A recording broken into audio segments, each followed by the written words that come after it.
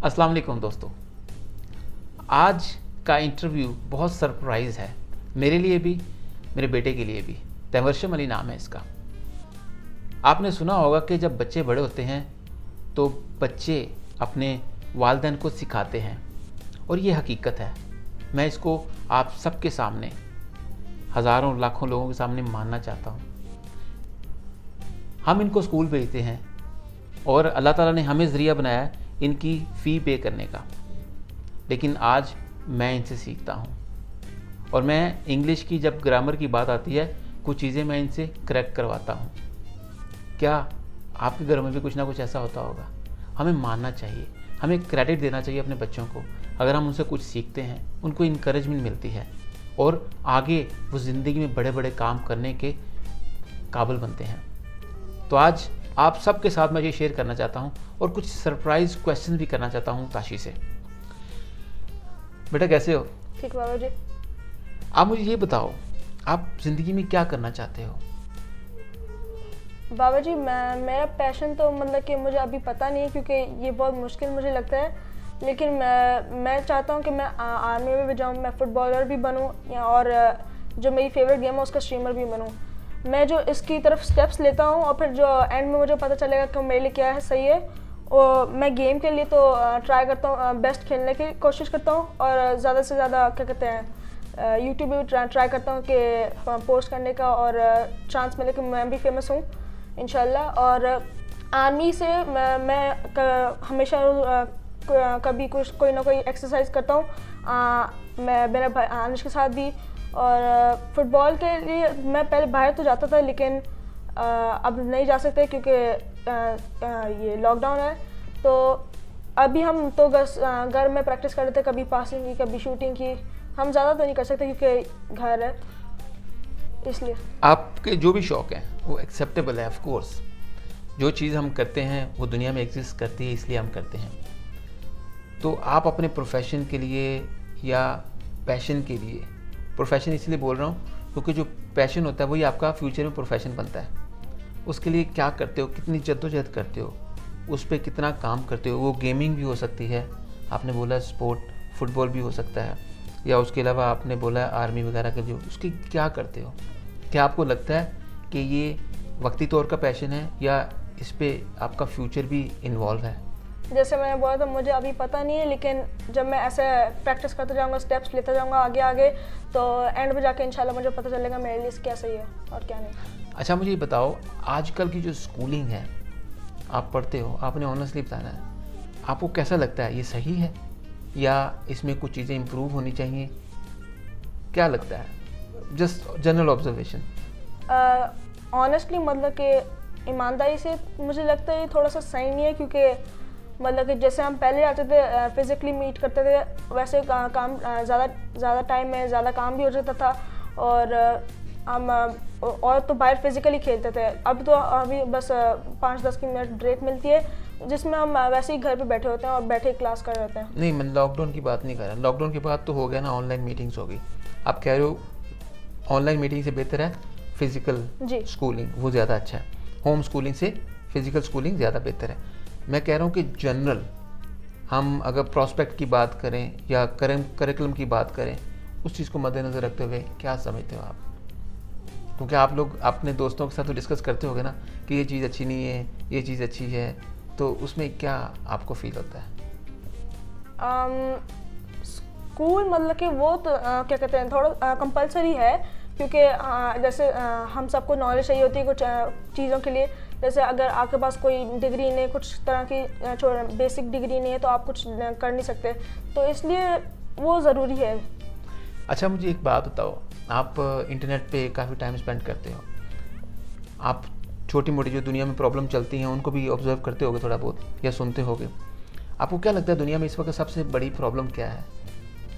अभी तक मुझे लगता है कि सबसे बड़ी प्रॉब्लम है कोरोना वायरस, क्योंकि अभी तक उसने पूरी वर्ल्ड को क्या कहते हैं कंट्रोल में रखा है, अपने कंट्रोल में।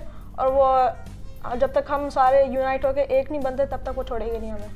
ठीक है, आप अभी 12 साल की हो, एक्सपोजर नहीं है दुनिया का, दुनिया के कलर्स इतने ज़्यादा एक्सपोज नहीं हुए अभी आपके सामने। तो आपको क्या लगता है कि अगर आप एक चीज़ दुनिया को बताना चाहो अपने अंदाज से या अपने पर्सपेक्टिव के मुताबिक, जिस तरह आप दुनिया को परसीव करते हो, क्या कहना चाहोगे दुनिया को? कहना मतलब कोई एक मैसेज देना चाहोगे कि कोई चीज़ बदलना चाहोगे दुनिया में, क्या बदलना चाहोगे?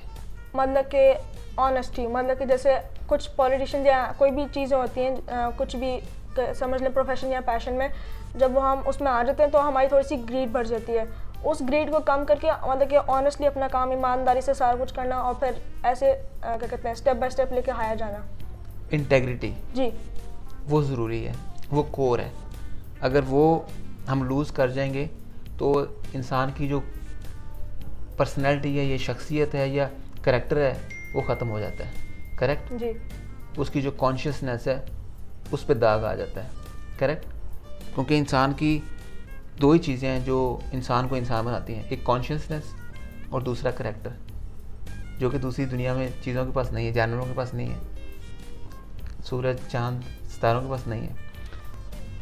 अच्छा बेटा, दुनियावी मामला के साथ साथ आप रिलीजियस एक्टिविटीज़, नमाज में, कुरान पढ़ने में कितना अपने आप को मसरूफ़ रखते हो? मैं अपनी अल्हम्दुलिल्लाह 5 वक्त की नमाज़ें पूरी पढ़ती हूँ, आपको जैसे पता है। और मैंने कुरान मुकम्मल कर लिया हुआ है और मैं रोज़ कुरान की तिलावत करता हूँ और मैं इससे सेटिस्फाइड हूँ। आप मतलब दुनिया के साथ साथ दीन को भी साथ अच्छे तरीके से लेके चल रहे हो। जी, तो ये सारा कौन सिखाता है आपको? ये तो हम मेरे पेरेंट्स, आप और मामा जी, वो सब सिखाते हैं। और हमारे क्या कहते हैं ग्रैंड पेरेंट्स, उनसे भी सीखा हमने। तो ये कितना ज़रूरी है हमारी ज़िंदगी के अंदर? रिलीजन सबसे इम्पोर्टेंट है, क्योंकि इस दुनिया में और आगे वाली दुनिया में बस रिलीजन काम आएगा।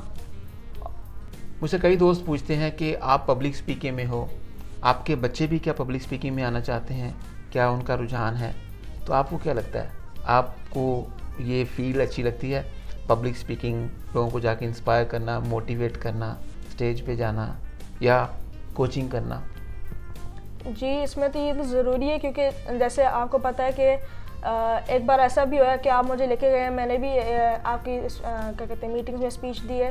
तो मुझे जब मैंने पहली बार दी थी तो मुझे अच्छा लगा था और I want to continue this. जैसे आप कोई भी प्रोफेशन में जाते हैं, आपको देनी पड़ती है कोई 1-2 स्पीच, छोटी हो या बड़ी हो। जैसे आप सपोज़ आप मीटिंग्स में जाते हैं, उसमें करते हैं, कभी आपकी कोई बिजनेस मीटिंग्स होती हैं, उसमें आपको कुछ क्या कहते हैं एडवाइस देनी होती है, कुछ करना होता है। ये तो yes, I want to join.